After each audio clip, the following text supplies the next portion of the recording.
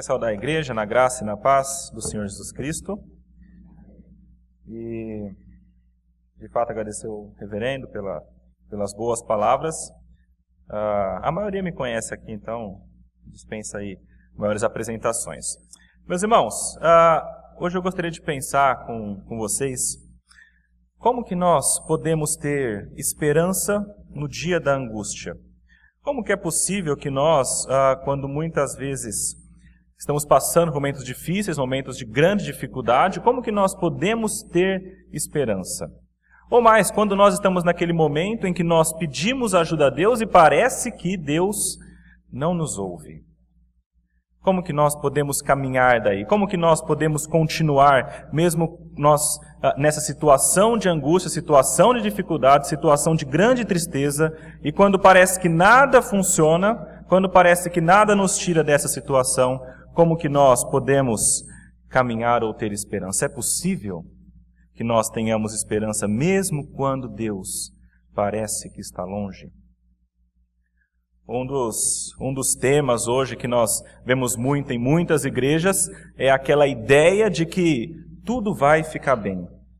É aquela ideia de que quando você entra para a igreja, Deus magicamente muda a sua vida e toda a sua situação, por pior que seja, vai ser mudada da água para o vinho. Pelo menos isso é o que é vendido. Mas muitas vezes parece que não é assim que as coisas vão. Muitas vezes parece que, às vezes, mesmo dentro da igreja, mesmo caminhando com Deus, mesmo andando de acordo com o que a palavra diz, algumas coisas continuam nos afligindo e algumas situações continuam sendo difíceis para a gente lidar. E a tristeza muitas vezes continua. Qual que é a resposta para isso? Será que é possível nós termos a paz mesmo quando parece que Deus está longe? Para responder isso, meus irmãos, vamos ler a palavra de Deus, Salmo de número 77. Parece que o salmista escreveu esse texto justamente para nos ajudar a compreender isso, a compreender se é possível nós termos essa esperança, mesmo em meio a tribulações, mesmo em meio a angústia. Salmo de número 77.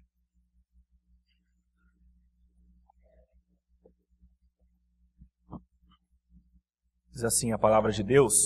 Lembrem-se que aparentemente é um homem angustiado. E ele escreve ao mestre de canto, Jedutum, Salmo de Asaf. Elevo a Deus a minha voz e clamo. Elevo a Deus a minha voz para que me atenda. No dia da minha angústia procuro o Senhor. Erguem-se as minhas mãos durante a noite e não se cansam. A minha alma recusa consolar-se. Lembro-me de Deus e passo a gemer. Medito e me desfalece o espírito.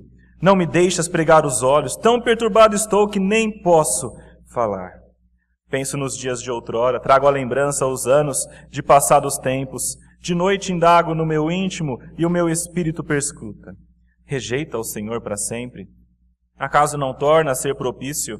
Cessou perpetuamente a sua graça? Caducou a sua promessa para todas as gerações? Esqueceu-se Deus de ser benigno, ou na sua ira terá ele reprimido as suas misericórdias? Então disse eu, isso é a minha aflição, mudou-se a destra do Altíssimo. Recordo os feitos do Senhor, pois me lembro das tuas maravilhas da antiguidade. Considero também nas tuas obras todas e cogito dos teus prodígios. O teu caminho, ó Deus, é de santidade. Que Deus é tão grande como o nosso Deus? Tu és o Deus que opera as maravilhas, e entre os povos tens feito notório o teu poder. Com o teu braço remiste o teu povo, os filhos de Jacó e de José. Viram-te as águas, ó Deus, as águas te viram e temeram, até os abismos se abalaram, grossas nuvens se desfizeram em água, houve trovões nos espaços, também as suas setas cruzaram de uma parte para a outra. O rimbombar do teu trovão ecoou na redondeza, os relâmpagos iluminaram o mundo, a terra se abalou e tremeu. Pelo mar foi o teu caminho, as tuas veredas pelas grandes águas, e não se descobrem os teus vestígios. O teu povo, tu o conduziste, como rebanho, pelas mãos de Moisés e de Arão. Vamos orar, meus irmãos. Senhor nosso Deus, nós queremos agradecer a Ti, Pai, pela Tua palavra e pedimos, Pai, que o Senhor nos ajude a compreendê-la. Dá-nos Sua graça nisso nos ilumina com o seu Espírito e nos capacita, Pai, a praticar em nossas vidas. É o que nós te pedimos em nome de Jesus. Amém. Meus irmãos, esse texto aqui parece ter sido escrito por um homem chamado Asaf, pelo menos é o título diz isso, mas talvez não tenha sido ele, talvez algum descendente, ou talvez apenas seja o tipo de salmo escrito que se refere, que colocam como Asaf, e também diz que fala sobre um gedutum. Muitos falam que é um homem, outros dizem que é apenas um ritmo de música. Nós não temos certeza a respeito disso. O que nós temos certeza, o que parece ser o caso aqui, é que este homem, quando escreveu este hino, ele era um judeu, um hebreu, que possivelmente estava passando aqueles 70 anos no cativeiro na Babilônia. Parece ser um salmo que mostra uma situação de grande angústia, e essa grande angústia não parece ser apenas dele, mas de toda a nação, e é uma angústia que não é algo que aconteceu recentemente, mas parece ser algo que já vem acontecendo durante um tempo, e ele está agora em uma condição de grande tristeza, de grande angústia, se perguntando a respeito de Deus, se perguntando como que essa situação pôde chegar a ser como está, e se perguntando como que Deus vai agir ou não vai agir nessa situação. E quando nós lemos esse salmo, se vocês observarem, vocês vão ver, ele se divide em duas partes muito claras. A primeira parte é quando o salmista parece que não entende muito bem as coisas de Deus, e aí ele tem uma tristeza e uma angústia enorme. E a segunda parte é quando ele começa a compreender melhor. E aí a sua atitude e a sua tristeza parece que também mudam. Como eu já disse, hoje com este salmo eu queria que nós entendêssemos. Será que nós podemos ter esperança na angústia, mesmo quando Deus parece distante? E a primeira parte do salmo nos ensina que quando nós olhamos apenas para a situação, nós nos angustiamos. E nós nos distanciamos de Deus. Quando nós olhamos para a situação apenas, nós nos angustiamos e nos distanciamos de Deus. A primeira parte do Salmo, como eu disse, fala a respeito da angústia sofrida por esse salmista. Veja o que ele fala, versículo 1 e 2, as palavras dele, veja a intensidade. Elevo a Deus a minha voz e clamo, elevo a Deus a minha voz para que me atenda. No dia da minha angústia procuro o Senhor, erguem-se as minhas mãos durante a noite e não se cansam, a minha alma recusa a consolar-se. Isso aqui mostra qual que era a dificuldade ou a grandeza da dificuldade da situação. O salmista aqui ele está clamando, e quando nós pensamos em clamar é algo extremo, possivelmente até falando em alta voz ou até gritando, quem sabe. Ele clamava a Deus por ajuda.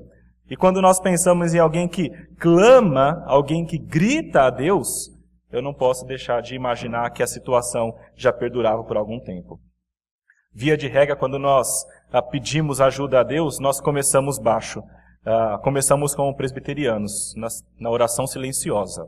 Então nós pedimos a Deus e pedimos a Ele que Ele nos ajude. E depois nós começamos a nos angustiar um pouquinho mais, e aí a voz começa a aumentar, e depois mais um pouquinho, e quando a situação já está angustiante, nós não aguentamos mais, e a coisa começa a ficar um pouco mais intensa. E aqui esse salmista já está no ponto de clamar e gritar a Deus: Senhor, nos ajuda, Senhor, me ajuda a passar por essa grande dificuldade. E ele faz isso intensivamente, e dia após dia, dia e noite. Versículo 2 fala, no dia da minha angústia, e depois ainda fala, erguem-se as minhas mãos durante a noite, as mãos erguidas, esticadas, sem cansar, como era costume dos judeus, levantar as mãos, e ele fazia isso pedindo ajuda a Deus.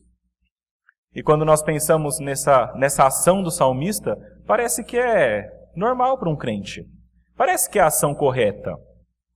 Se você pergunta em qualquer meio evangélico se o que este salmista está fazendo é correto, vão dizer sim. Ele está na angústia e está clamando a Deus.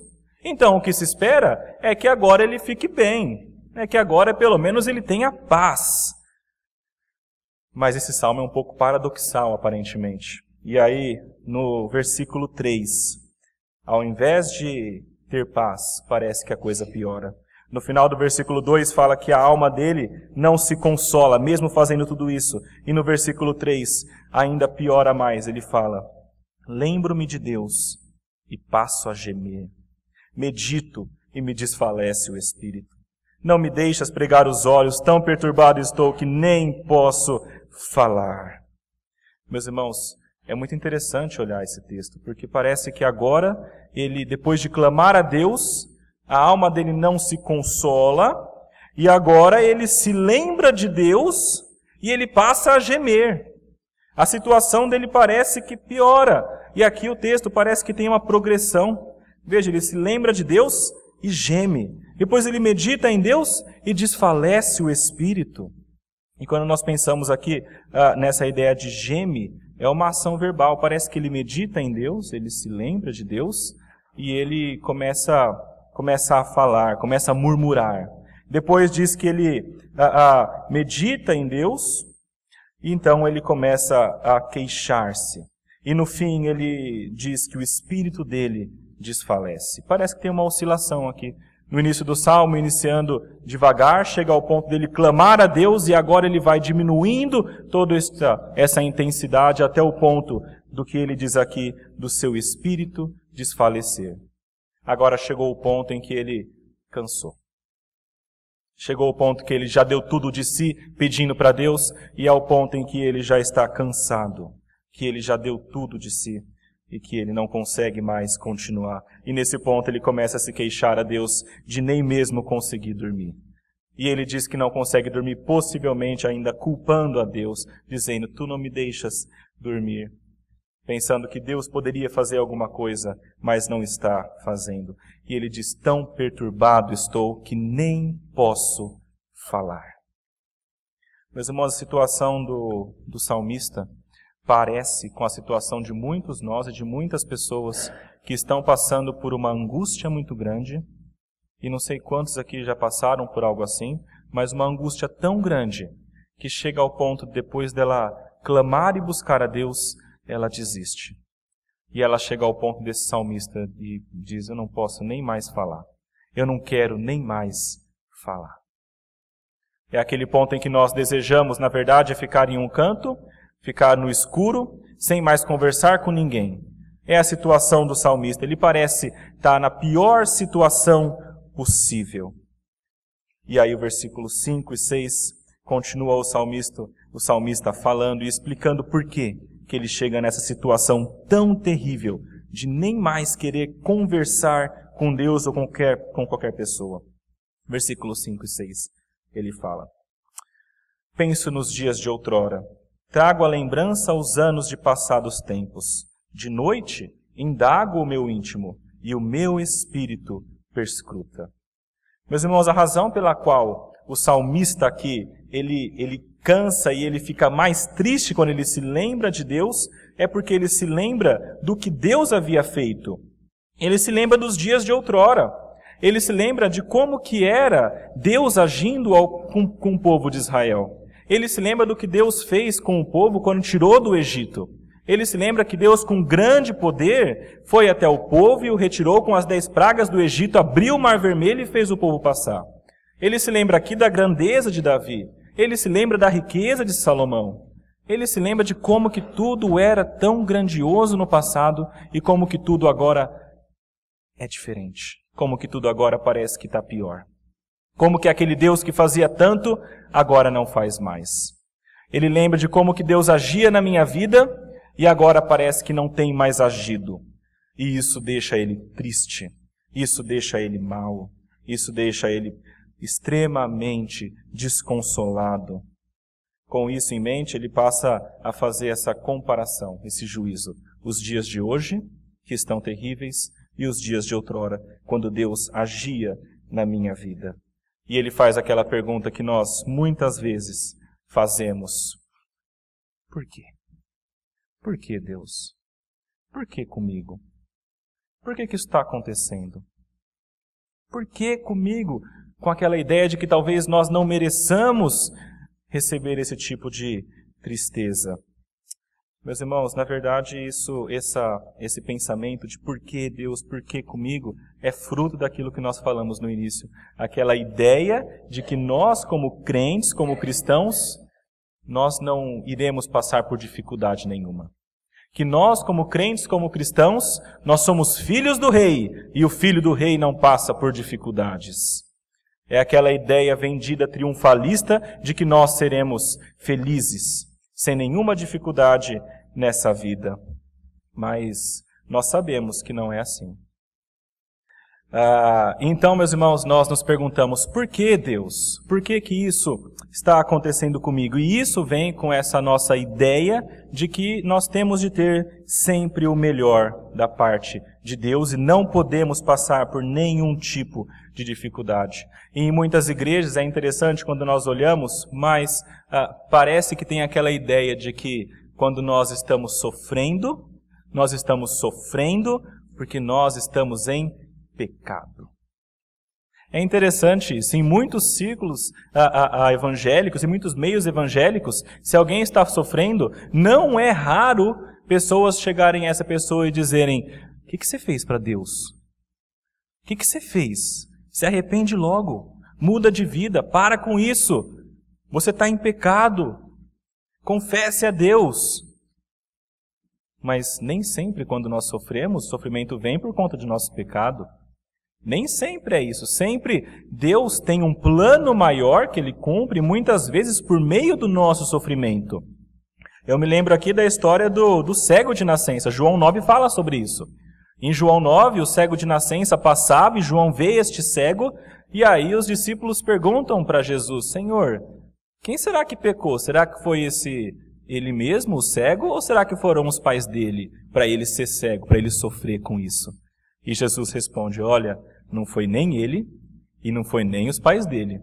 Na verdade, ele é cego e nasceu cego para que Deus fosse glorificado, para que se manifestasse o poder de Deus nele. Meus irmãos, nosso sofrimento, muitas vezes, estão dentro aí de um plano maior de Deus para cumprir este plano maior de Deus.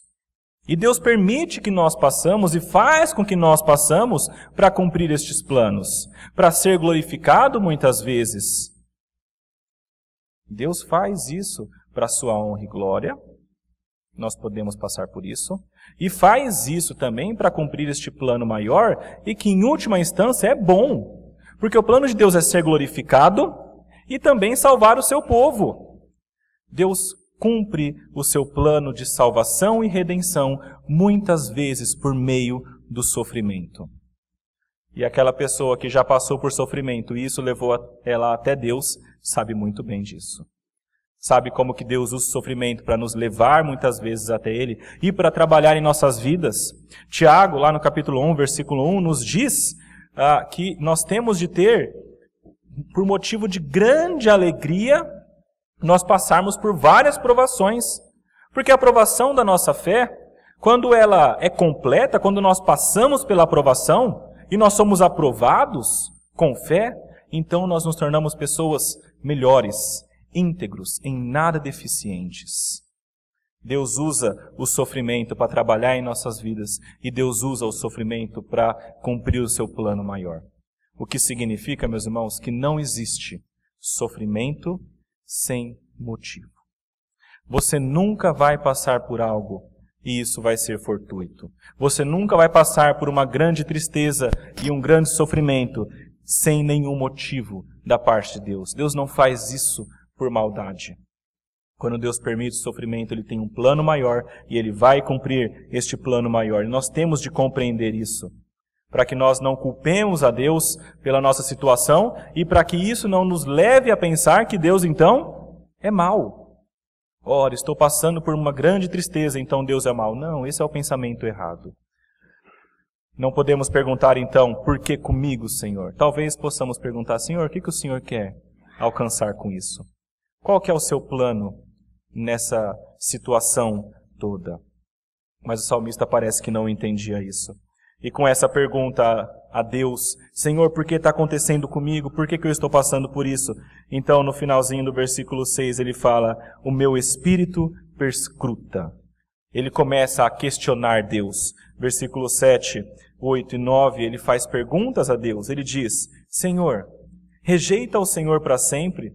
Acaso não torna a ser propício? Cessou perpetuamente a sua graça? Caducou a sua promessa para todas as gerações? Esqueceu-se Deus de ser benigno? Ou na sua ira terá ele reprimido as suas misericórdias? Meus irmãos, aqui o salmista começa a fazer perguntas a Deus, tentando compreender a situação, tentando compreender o que Deus estava fazendo, até o versículo 10, onde ele diz qual que é o motivo da grande aflição dele. Então disse: isto é a minha aflição, mudou-se a destra do Altíssimo. Meus irmãos, o salmista, como muitos de nós nessas situações, começa a questionar Deus. E ele faz perguntas relacionadas à graça de Deus, à misericórdia de Deus, à fidelidade de Deus. Ele pergunta: Senhor, será que o Senhor agora não se importa mais? Será que agora o Senhor não é mais misericordioso, como o Senhor era antes, naqueles tempos passados? Será que o Senhor agora não mantém mais a sua promessa, como o Senhor mantinha nos tempos passados? Será que agora o Senhor não é mais benigno, como o Senhor era nos tempos passados? Ou pior, será que na sua ira o Senhor reprimiu as suas misericórdias?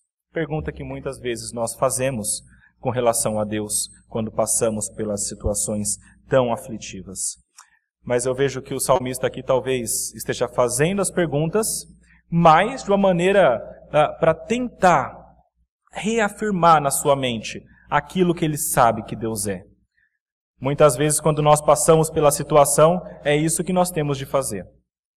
É começar a tentar reafirmar aquilo que nós sabemos de Deus e que nós sabemos que Deus é. Ele se pergunta: Senhor, o Senhor agora não é mais gracioso? Claro que Ele é.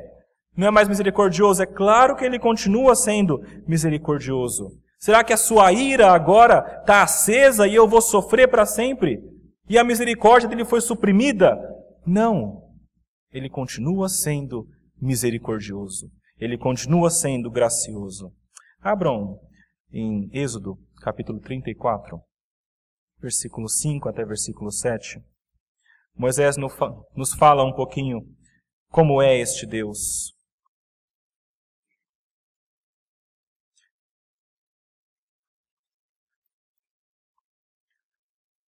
Êxodo 34, versículos 5 a 7.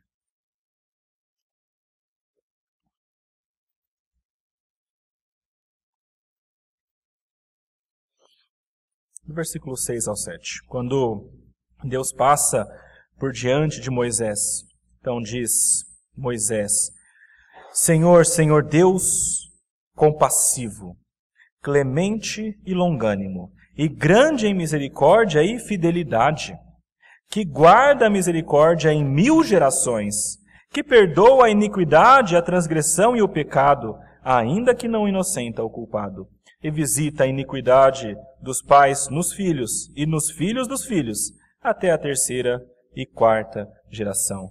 Meus irmãos, é interessante quando nós olhamos esse texto aqui, porque a pergunta: será que Deus agora está tão irado que suprimiu as suas misericórdias? E o texto nos fala: não. A misericórdia de Deus, de acordo com o texto, tem mais intensidade.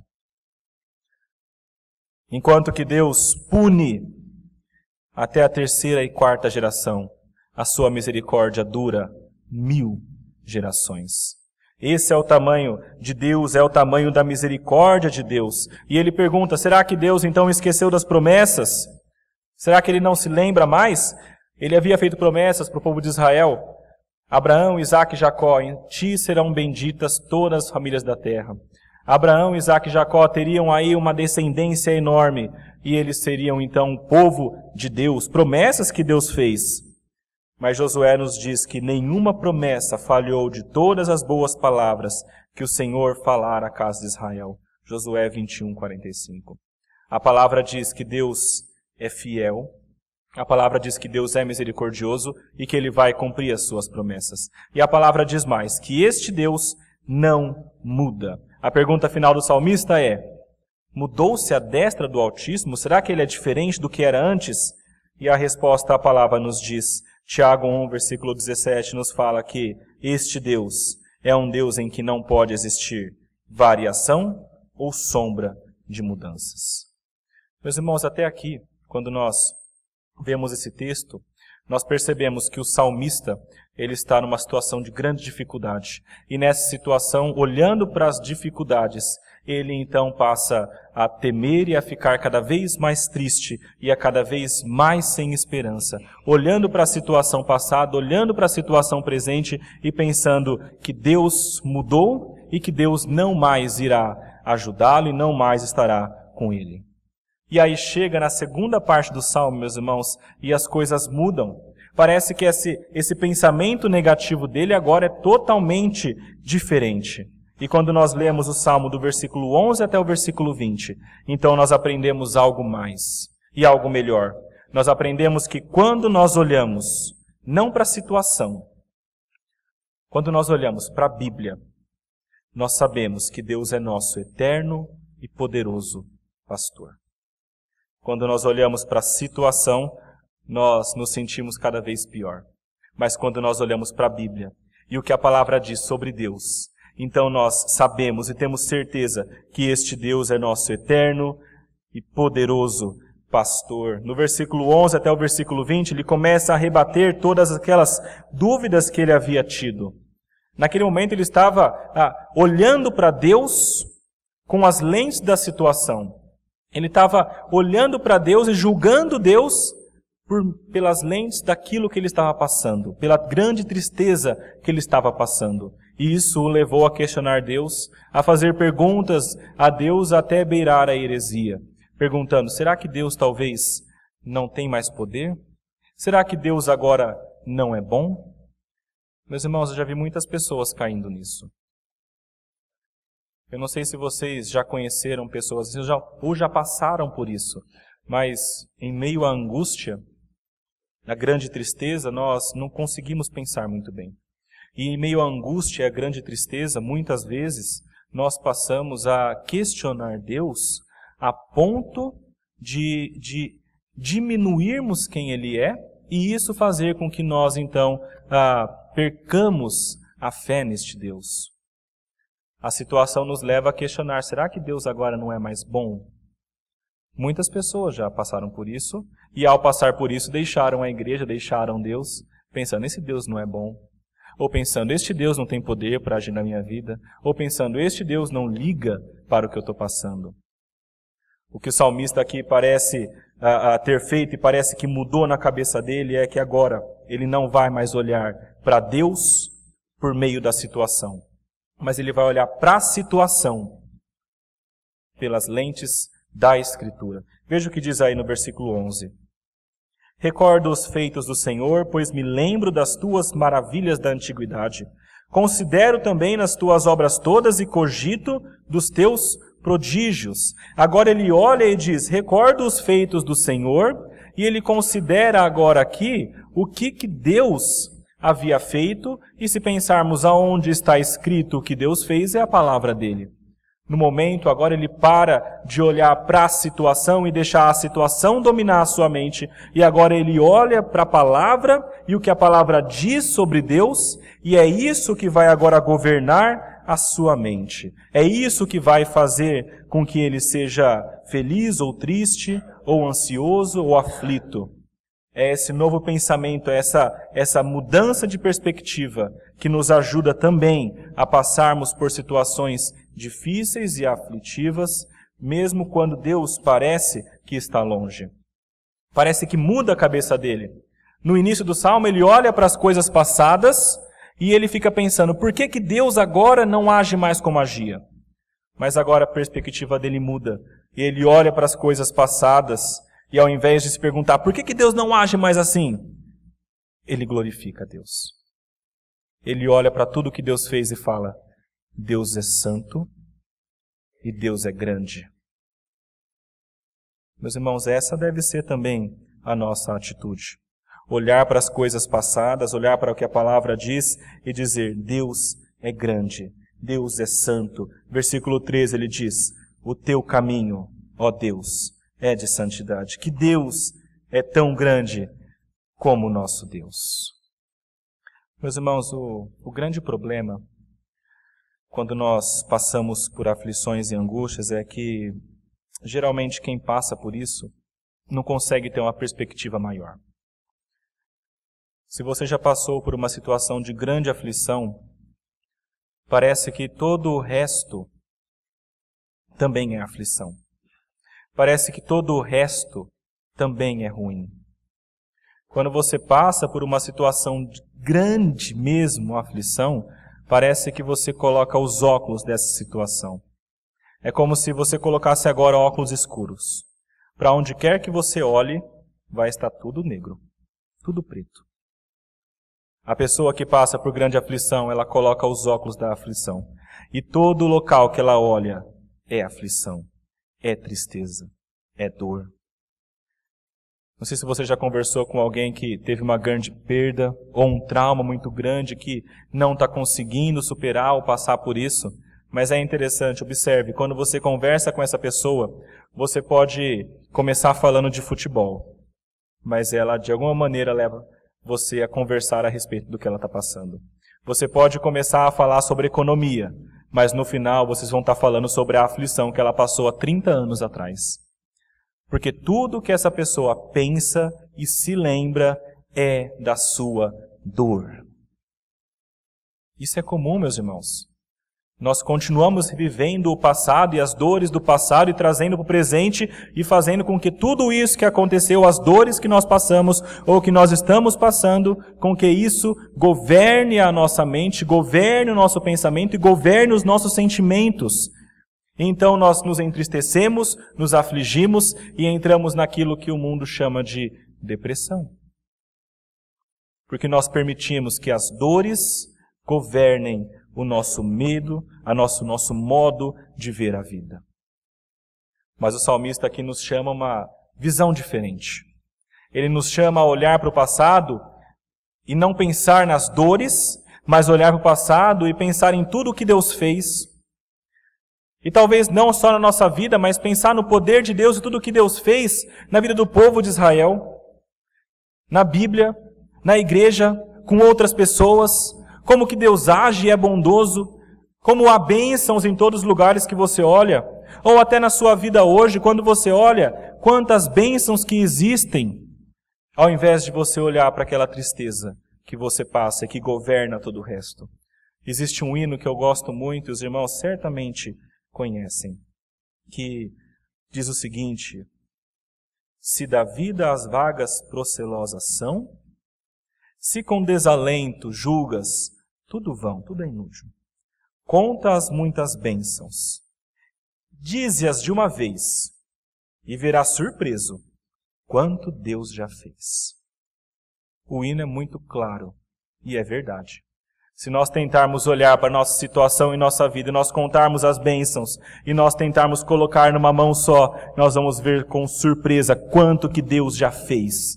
E se nós pensarmos que tudo que nós temos vem de Deus. O salmista fala, coloque em perspectiva. Tente compreender a situação como um todo. Não permita que a sua aflição domine a sua visão, mas passe agora a olhar para tudo, não com as lentes, os óculos escuros da tristeza e dor que você está passando, mas olhe com as lentes límpidas da Escritura. O que a Escritura diz sobre Deus e sobre você e sobre seu futuro. É isso que deve governar seus pensamentos e as suas emoções. O salmista agora, então, ele transforma.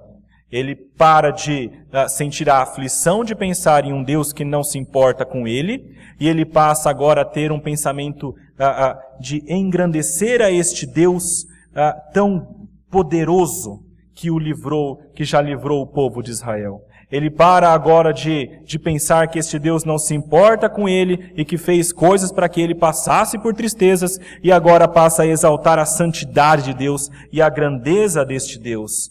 E no versículo 14 e 15 ele diz isso: Tu és o Deus que opera as maravilhas, e entre os povos tens feito notório o teu poder. Com o teu braço remiste o teu povo, os filhos de Jacó e de José. A razão dele ser tão grande e santo ele coloca aqui, foi a salvação do povo. Ele se lembra que no passado Deus salvou o povo de Israel do Egito com braço forte, e ele fez o seu nome notório. Quando nós lemos a história da libertação do povo do Egito, nós vemos como que Deus utilizou grande poder. Utilizou as 10 pragas do Egito. Ele dominou ali diversos elementos da natureza, mostrando quão poderoso ele era. Ele abriu o Mar Vermelho para que o povo passasse. Este é o tamanho de Deus. E aí, quando nós lemos o registro, parece que todos os povos ao redor, quando ouviam falar de Israel, ou quando ouviam falar do Deus de Israel, eles temiam. E eles falavam, este é o Deus grande que tirou o povo do Egito, que subjugou a maior nação que nós conhecemos. Ele fez notório o seu poder. Com braço forte, ele remiu o povo dele. Ele salvou este povo. Veja como a consciência agora, meus irmãos, do salmista muda. Ele começa a pensar em um Deus que é grandioso, que é poderoso, que tem força, que com o seu braço libertou o povo, que com a sua graça o salvou, porque o povo não merecia. Ele começa a se lembrar de como este Deus é poderoso e que ele mesmo é povo deste Deus. É interessante, meus irmãos, porque no início do Salmo, ele parece que fala sobre um Deus que talvez seja um pouco distante. Ele nem se refere a Deus.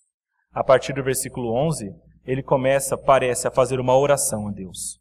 E ele começa a se referir a Deus não como o Senhor, mas tu. Ele começa a conversar com Deus. E nessa conversa com Deus, ele se coloca como povo de Deus, uma coisa que ele não tinha feito antes. E ele fala que com o braço remiste o teu povo. Ele coloca Israel e ele mesmo dentro de Israel como que é o povo de Deus, como o rebanho de Deus. Ele começa a se lembrar que Deus é poderoso, e não apenas poderoso, mas é um Deus que se relaciona com ele. E um Deus que se relaciona com ele e que é o Deus dele. E ele é o povo de Deus. Meus irmãos, muitas vezes nós nos esquecemos disso. Se você já conhece a Cristo, se você já teve um encontro de fato com Jesus, e se você já teve uma vida modificada e crê no nome dele, a palavra diz que você é feito filho de Deus. Até mais do que apenas um povo de Deus, mas você agora é filho de Deus. E quando nós pensamos que somos filhos de Deus, então nós podemos ter certeza que este Deus não ignora o seu filho. E nós podemos ter certeza, por meio da palavra, que por mais que nós passemos por dificuldades, nós continuamos sendo filhos de Deus, filhos e herdeiros deste Deus todo-poderoso. Versículo 16 até 20, então o salmista passa a descrever o que eu vejo como o momento em que Deus abre aquele mar vermelho. É uma linguagem poética aqui, é muito claro que é poético, mas parece elucidar ou ficar mais claro como que foi a passagem pelo Mar Vermelho. Muitas vezes nós vemos alguns filmes e parece que a passagem foi uma coisa tranquila, aconteceu durante o dia, Moisés levantou o cajado, a aguinha abriu devagarinho, mas pelo que a palavra diz, parece que não foi assim. Parece que foi uma coisa grandiosa. Lá em Êxodo nós vemos que isso aconteceu durante a noite, e lá em Êxodo nós vemos que houve um grande vento oriental, e nós vemos que estava tudo escuro, uma grande nuvem espessa havia ali. E quando nós lemos estes versículos do 16 ao 19, nós vemos como mais ou menos que deve ter sido isso. O salmista escreve: viram-te as águas, ó Deus, as águas te viram e temeram. Até os abismos se abalaram, grossas nuvens se desfizeram em água, houve trovões nos espaços, também as suas setas cruzaram de uma parte para outra, os seus raios e relâmpagos. O ribombar do teu trovão ecoou na redondeza, os relâmpagos alumiaram o mundo, a terra se abalou e tremeu. Pelo mar foi o teu caminho, as tuas veredas pelas grandes águas, e não se descobrem os teus vestígios. Meus irmãos, O salmista, de maneira poética, agora engrandece Deus, falando sobre o modo como Deus deve ter aberto aquele mar, com uma grande tempestade, um grande poder, um grande vento, com raios de um lado para outro. Meus irmãos, vocês acompanharam agora recentemente o furacão nos Estados Unidos. Vocês acompanharam recentemente o terremoto no México. E quando nós olhamos para essas forças da natureza, nós nos perguntamos, quem é grande o suficiente para governar isso? Quem que é poderoso o suficiente para ser maior do que um furacão, como Irma? Quem é poderoso o suficiente para causar ou governar um terremoto, como aconteceu no México, que derruba construções tão fortes feitas pelo homem? Deus. Ele é forte o suficiente. E Ele controla a natureza em todos os pormenores, do menor até o maior fenômeno. Tudo isso está debaixo da força e do poder de Deus, e Ele usou tudo isso para libertar aquele povo do Egito. Tentem imaginar isso, como é grandioso, meus irmãos, o poder de Deus e como que Deus foi maravilhosamente gracioso com este povo, libertando do Egito. Meus irmãos, quando eu olho para tudo isso, eu fico pensando como que nós temos um Deus tão poderoso e que ainda assim se preocupa conosco. Eu sempre me lembro do Salmo 8, quando o salmista diz que olha para as estrelas que foram colocadas pelos dedos de Deus, olha para toda a criação, pensa na grandeza de Deus, então ele diz, que é o homem que se preocupes com ele? E o filho do homem? Meus irmãos, quando nós olhamos para a grandeza de Deus e para a nossa pequenez, nós nos maravilhamos, porque este Deus poderia simplesmente acabar com este mundo, mas Ele é misericordioso e se preocupa conosco individualmente e como povo dele. E no versículo 20, então, o salmista resume o seu pensamento. Ele diz, o teu povo, tu o conduziste como rebanho, pelas mãos de Moisés e de Arão. Novamente, ele se coloca como o povo de Deus, o teu povo. E agora ele coloca que este povo de Deus é o rebanho de Deus. O Novo Testamento nos fala que Jesus é o bom pastor. Salmo 23 fala que o Senhor é o meu pastor. Nós temos um Deus que é o nosso pastor e que cuida das suas ovelhas.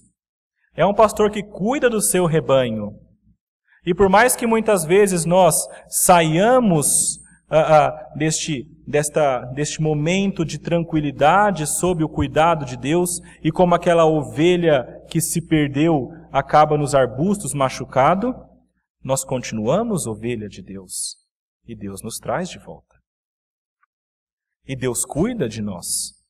A palavra nos fala que Deus conhece as nossas aflições e conhece as nossas lágrimas, e essas lágrimas Ele tem contadas no seu odre. Ele guarda cada uma delas, porque Ele está acompanhando a nossa situação.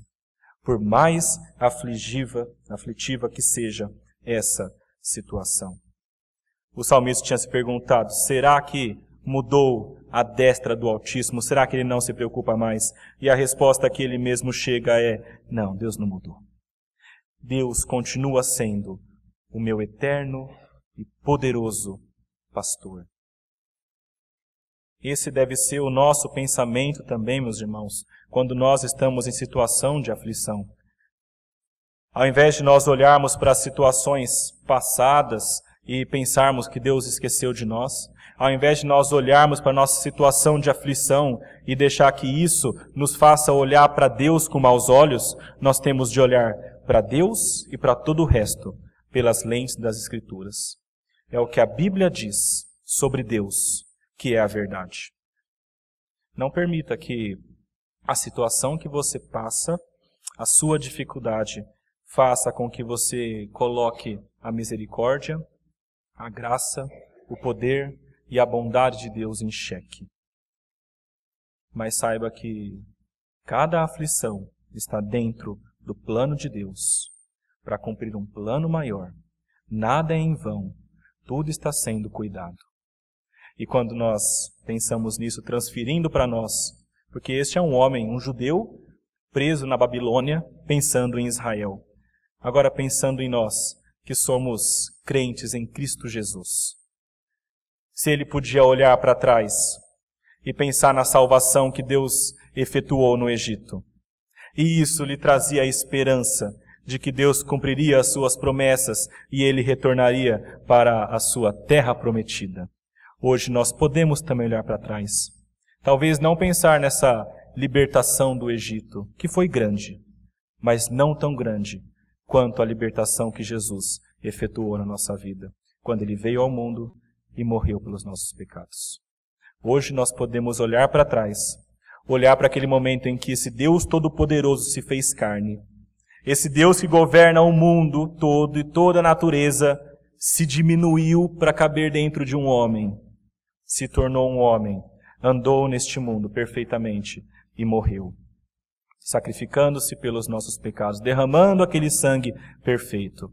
Quando nós olhamos para isso, então assim como o salmista olhava para a libertação do Egito, nós olhamos para a libertação que Jesus nos traz.